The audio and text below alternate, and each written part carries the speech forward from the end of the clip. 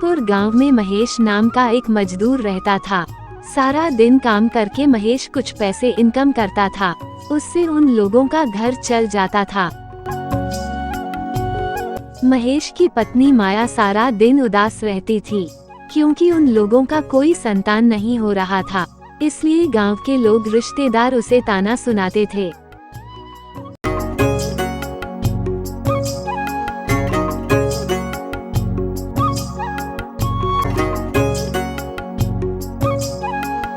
अरे माया, अभी तक तुमसे एक खुशखबरी नहीं सुन पाई। पता नहीं कब तुम एक खुशखबरी दोगे। तुम्हारे शादी को 10 साल हो गए, लेकिन अभी भी एक संतान नहीं हुआ। मैंने महेश को बार बार मना किया था कि तुमसे शादी ना करें, लेकिन उसने तो मेरी एक बात नहीं सुनी। अब वो समझ रहा है। दीदी, आप ऐसे क्यों बोल रहे हो? क्या हमें दुख नहीं होता? गांव के लोग रिश्तेदार हमें इतना खराब बातें सुनाते हैं, हमें भी दुख होता है। क्या हम जानबूझकर बच्चा नहीं ले रहे हैं? अगर नहीं बच्चा हो रहा है तो इसमें हमारा क्या कसूर? कितना चिंता हो रही है वो तो दिख ही रहा है। सज धज कर बैठे रहते हो और उसकी होगी बच्चों की चिंता। पता नहीं महेश ने क्या देखकर तुम्हें पसंद किया और शादी करके लेकर आया। मेरी एक बात नहीं सुनी उसने, मनहूस औरत कहीं की। इतना सब बोलकर महेश की दीदी वहाँ से चली जाती है, पर माया कुछ भी नहीं बोलती है। वो चुपचाप सब कुछ सुन लेता है। माया का मन फिर से दुख से भर जाता है। दूसरी तरफ महेश सारा दिन काम करने के बाद घर वापस आता है।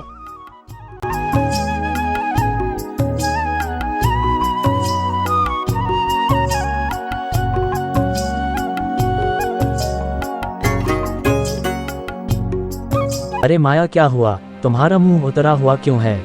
तो और क्या करूं? मैं भी तो इंसान हूं ना। आज तुम्हारे दीदी आकर मुझे कितना बातें सुना कर गई है।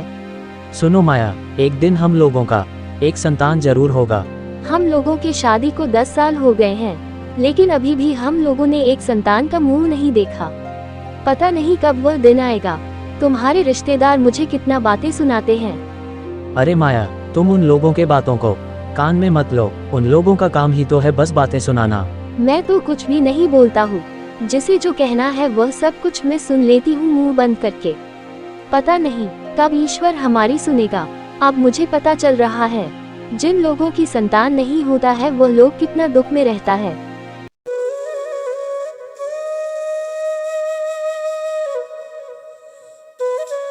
अगले दिन माया की सहेली मीना उससे मिलने आती है।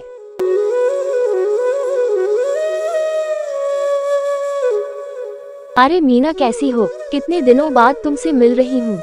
हाँ, मैं ठीक हूँ। तुम बोलो, तुम कैसी हो? और क्या बताओ तुम्हें, शादी को इतने दिन हो चुके लेकिन अभी तक संतान की सुख मुझे नहीं मिला। अब तो कुछ भी अच्छा नहीं लगता। अरे माया, चिंता मत करो, सब ठीक हो जाएगा। भगवान पर भरोसा रखो। अच्छा, तो और कौन कौन रहता है यहाँ पर? और कौन रहेगा? मैं, मेरी पति, और जब हमारे बच्चे होंगे तो हम 3 लोग रहेंगे। अच्छा, मैं समझ गई। ठीक है, अभी मैं चलती हूँ। अरे अभी चली जाओगी? कुछ देर और रुक जाओ। अरे अब मैं और नहीं रुक सकती। वो घर में ननंद आने वाली है, बहुत काम है, बाद में आऊंगी। फिर माया की सहेली चली जाती है।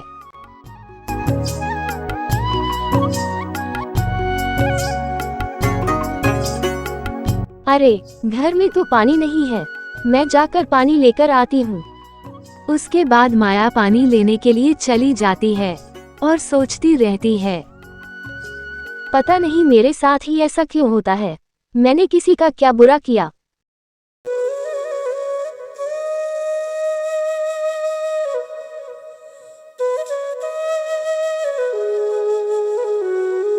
उसके बाद माया नदी पहुंच जाती है और पानी भरने लगती है।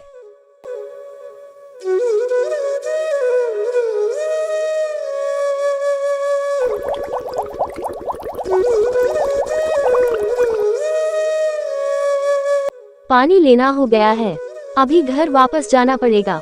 जब वो घर वापस जाने वाले थी तभी एक बच्चे की रोने की आवाज सुनाई देती है।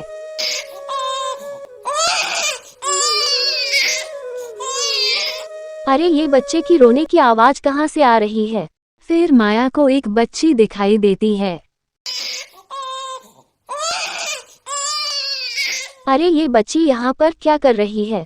इस मासूम को यहाँ पर किसने छोड़ दिया? आसपास तो कोई भी नहीं दिख रहा है। नहीं, मैं इस बच्ची को यहाँ पर अकेले छोड़कर नहीं जा सकती। फिर माया उस बच्ची को अपने साथ घर लेकर जाती है।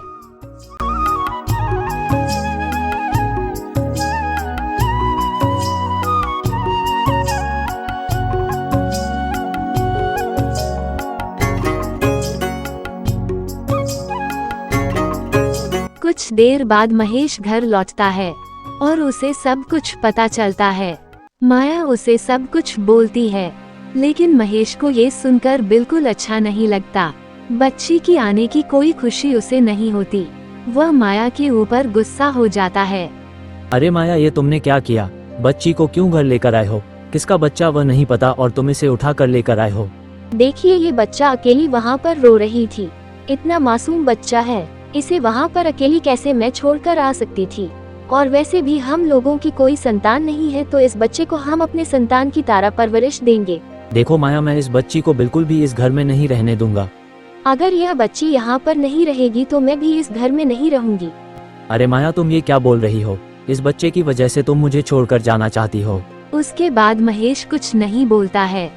ऐसे ही कुछ दिन बीत गए।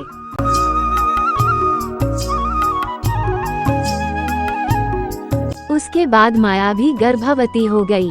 ये खबर सुनकर महेश बहुत खुश हो गया और गांव के सभी लोगों को खुशखबरें देने लगा।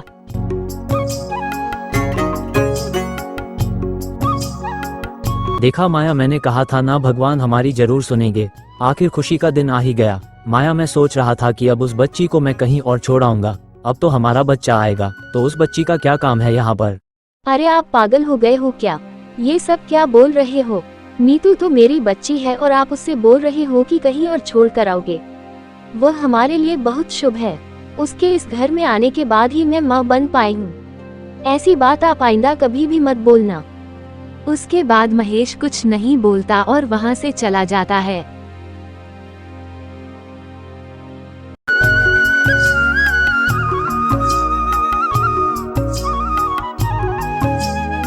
उन लोगों का एक बेटा होता है जिसका नाम वो लोग रखते हैं रामू।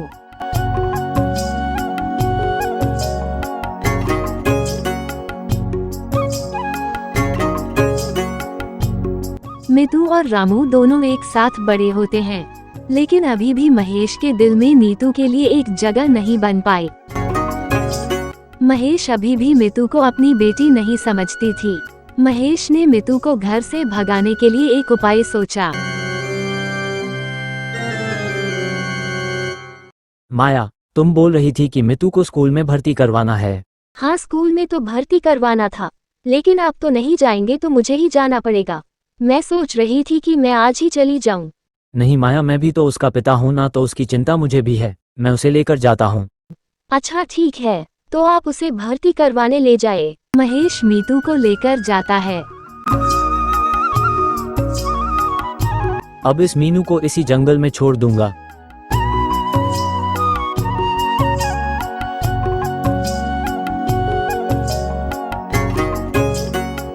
अरे मीनू सुन, तू यहाँ पे रुक, मैं थोड़ी देर में आता हूँ। पापा, आप कहाँ जा रहे हो? मुझे बहुत डर लगेगा, आप मत जाओ। अरे मैं जल्दी चला आऊंगा, डर मत। अब तू यही रह मीनू। महेश नीतू को जंगल में अकेला छोड़कर चला आता है। नीतू अकेली उसे जंगल में रहती है। नीतू रोने लगती है। एक आदमी जंगल से गुजरता है। वह नीतू को देख लेता है। अरे ये तो महेश की बेटी है ना। अरे बिटिया, तुम इस जंगल में क्या कर रही हो? पापा ने मुझे यहाँ पर लेकर आया। पापा ने बोला कि वह जल्दी वापस आ जाएंगे, लेकिन अभी तक नहीं आए। मुझे बहुत डर लग रहा है। अच्छा, मुझे समझ में आ गया सब। महेश इसे यहाँ छोड़कर चला गया। अच्छा बिटिया, तुम रो मत। तुम मेरे साथ चलो, मैं तुम्हें घर पहुँचा देता हूँ।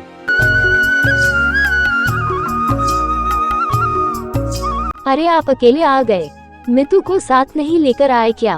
क्या माया अभी तक आया नहीं? स्कूल में भर्ती करने के बाद मैंने उससे कहा था कि वह घर वापस आ जाए। मुझे कुछ काम था तो मैं चला गया था, लेकिन वह अभी तक वापस नहीं आया। यह आप क्या बोल रहे हैं? नीतू अभी तक घर नहीं आई। पता नहीं कहाँ चली गई वह। मेरी बच्ची कहाँ चली गई है? तो आपने उसे अकेला क्यों छोड़ा? आप उसे ढूंढ के लेकर आइए।